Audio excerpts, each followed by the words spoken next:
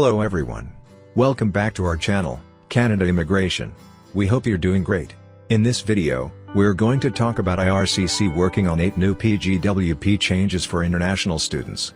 Canada's Immigration, Refugees, and Citizenship Canada is introducing 8 new changes to the Post-Graduation Work Permit program. These updates aim to improve the transition from study to work for international students, enhancing their overall experience and opportunities in Canada. If you are interested in this topic, to get all the information, pay attention and watch the video through to the end. Please hit like and subscribe, and don't forget to push the notification bell for an upcoming video. So, without any further delay, let's jump into the video. Immigration, Refugees, and Citizenship Canada is surveying 8 possible changes that are considered for the Post-Graduation Work Permit program for international students. These new reforms are being considered to align international students with labor market needs while reducing the overall volume of PGWP holders. If you have any query, please contact us on Instagram and Gmail.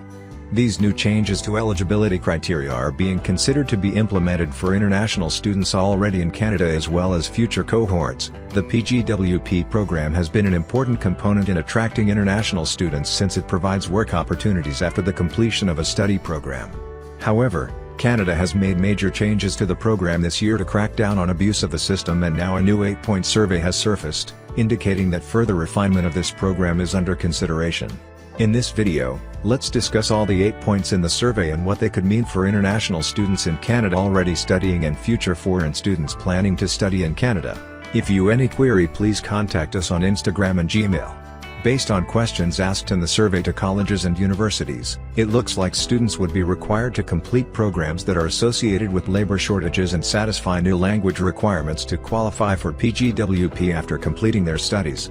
This would suggest programs that are designed to satisfy the educational prerequisites of the positions that are anticipated to experience labor shortages in the future. Study programs would be classified by Canada's National Occupational Classification, as indicated by the 8-point survey. For instance, carpenters would be assigned to one of 3 disciplines of study: construction trades, carpentry, or woodworking/general. If you have any query, please contact us on Instagram and Gmail. Question 1. If PGWP eligibility were restricted based solely on occupations in shortage and corresponding programs of study, which occupations should be included based on the needs in your area? Please indicate if any occupations in shortage should have been reflected in the mapping document, along with your rationale. The first question asks if any other jobs need to be added to the list if occupation-specific eligibility criteria are set in addition to the ones that IRCC and DSDC have already mapped using the classification of instructional programs system. If you have any query, please contact us on Instagram and Gmail. One part of this survey does suggest that study programs corresponding to occupations eligible for category-based selections in the express entry draw are more likely to be there.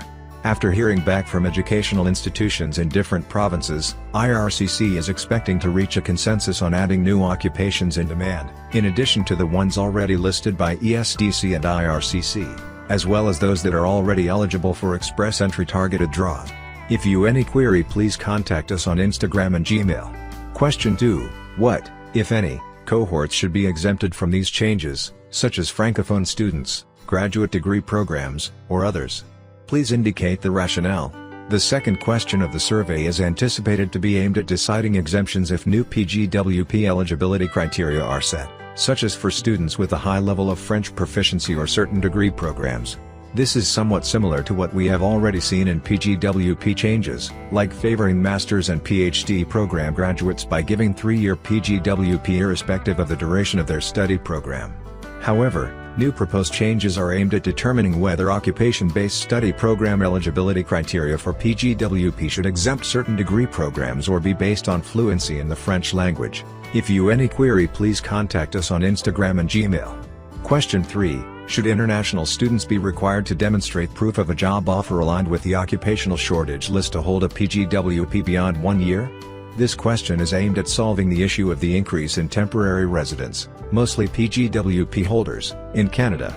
If this condition is added to the PGWP eligibility criteria, then students will have to submit proof of a job offer to continue working on PGWP.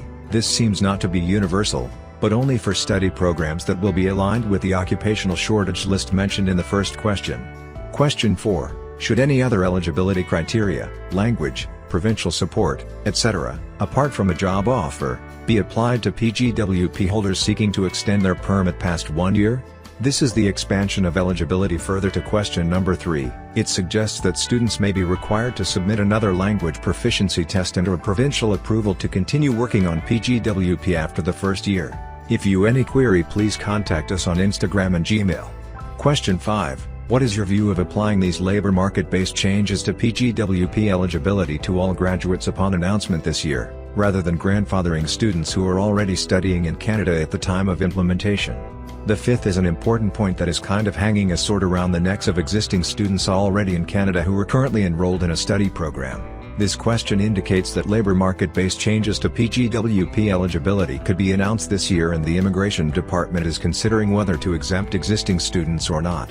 Usually, any new government policy would exempt existing cohorts, but it looks like Minister Miller is ready to take a hard step. However, he wants to secure his position on this and is expected to make this decision based on the responses to this question by educational institutions.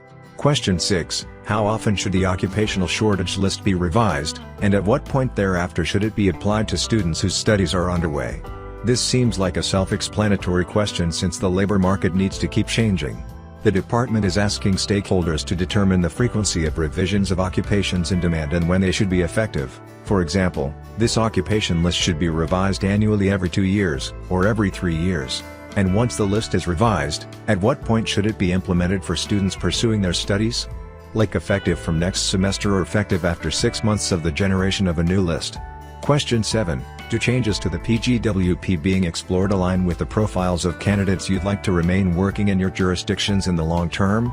This survey question is aimed at determining whether the new eligibility criteria for post-graduation work permits will be able to retain students in the region or province of the educational institution for the long term. Question 8. Is your PNP positioned to offer a viable pathway to permanent residence for international graduates with job offers in these key sectors? Are there any gaps between the labor market needs you have identified and your PNP's existing streams? Will any PNP stream amendments be required to ensure they remain responsive to graduates and PGWP holders in specific occupations, e.g., regulated occupations? Question number 8 of this survey seems to ensure that students are set up for a pathway to permanent residency and are proactively aligned with the eligibility requirements of the provincial nominee program of a particular province. It is also to determine if existing PNP streams are optimally calibrated according to the labor market needs of the province and need reforms for certain occupations, such as regulated professions that require licensing. This is a good initiative to at least have foreign students set up for success by increasing the odds of transitioning from temporary residency to permanent residency. The IRCC's upcoming changes to the post-graduation work permit program will provide significant benefits for international students. These adjustments are set to streamline processes and enhance the integration of students into the Canadian workforce, reinforcing Canada's appeal as a top destination for international education. Stay informed for more details on these pivotal updates. That is all for today. In this video, what are your thoughts on this? Please let us know in the comments section below. Thanks for watching the entire video. Hopefully, the information is useful to you. See you later, in the next video. Till then, take care.